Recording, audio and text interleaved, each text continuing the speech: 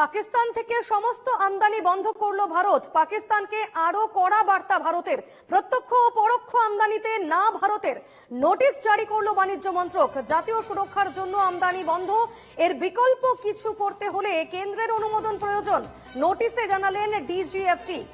এই মুহূর্তের বড় খবর, পাকিস্তান থেকে সমস্ত আমদানি বন্ধ করে দিল ভারত। পাকিস্তানকে আরো কড়া বার্তা ভারতের তরফে। প্রত্যক্ষ ও পরোক্ষ আমদানিতে না করে দিল ভারত।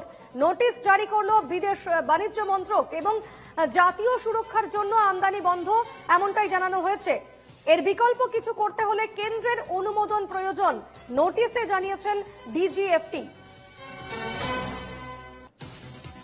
বিস্তারিত জেনে নেব, আমাদের সঙ্গে টেলিফোনে রয়েছেন প্রতিনিধি বাসব রায়। বাসব, এবার পাকিস্তান থেকে সমস্ত আমদানি বন্ধ করে দিল ভারত।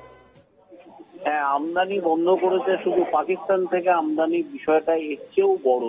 এর চেয়ে বড় হচ্ছে, তার মানে পাকিস্তানে উৎপন্ন কোনো পণ্য ভারতে আসবে না। অর্থাৎ পাকিস্তান থেকে যে পোশাক, চামড়া এবং ফল, এই তিনটেই বেশি আসতো ভারতে। তো সেটা ভারত সরাসরি আমদানি করতো পাকিস্তান থেকে। এখন বলা, এবং কিছু আসতো পাকিস্তানের পণ্য যেটা আরবে যেত, আরব থেকে ভারতে আসতো, সেটাও বন্ধ করা হয়েছে। এর অর্থ যে নোটিশ আমরা পেয়েছি ভারত সরকারের শিল্প বাণিজ্য মন্ত্রকের, সেখানে বলা হয়েছে পাকিস্তানের সঙ্গে আমদানি বন্ধ, পাকিস্তান থেকে কিছু ভারতে আসবে না, এবং পাকিস্তানে উৎপন্ন কোনো পণ্য কোনোভাবে ভারতে প্রবেশ নিষিদ্ধ। তার মানে পরোক্ষভাবে যে ইম্পোর্টটা হতো ভারতে, সেটাও নিষিদ্ধ হবে। এর ফলে পাকিস্তান থেকে গত 8 মাসে ভারত $4,20,000 পণ্য বা সামগ্রী ইম্পোর্ট করেছে। সেই জায়গায় একটা বড় চোট পড়লো পাকিস্তানে।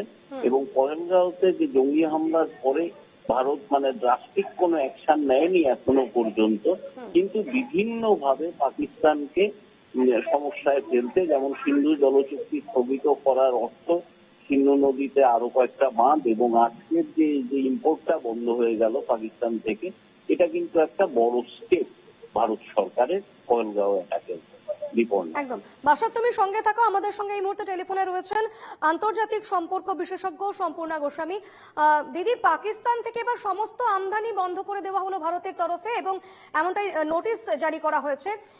বলা হয়েছে যে জাতীয় সুরক্ষার জন্য এই আমদানি বন্ধ করা হয়েছে। কিভাবে দেখছেন বিষয়টিকে?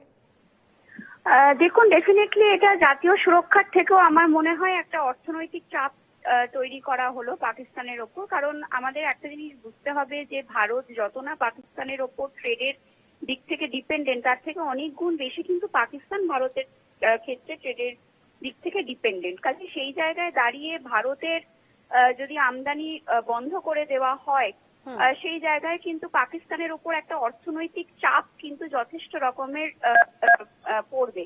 এবং এর পাশাপাশি আরো একটা বিষয় হচ্ছে যে যেহেতু একটা অলমোস্ট দুটো দেশের ক্ষেত্রেই, বিশেষ করে ভারতের ক্ষেত্রে একটা যুদ্ধের আবহাওয়া তৈরি হয়েছে, এবং যেভাবে সামরিক বাহিনী তারা তাদের পাওয়ার প্রজেকশন করছে, এবং বিভিন্ন ইন্টারন্যাশনাল ফোরামে যেভাবে ভারত কিন্তু লিটারালি একটা যুদ্ধের ইঙ্গিত দিচ্ছে, সেই জায়গা থেকে দাঁড়িয়ে আমার মনে হয় আমদানি বন্ধ করে দেওয়াটা কিন্তু একটা সামগ্রিকভাবে একটা political, diplomatic as well as economic pressure create করার একটা অন্যতম দিক।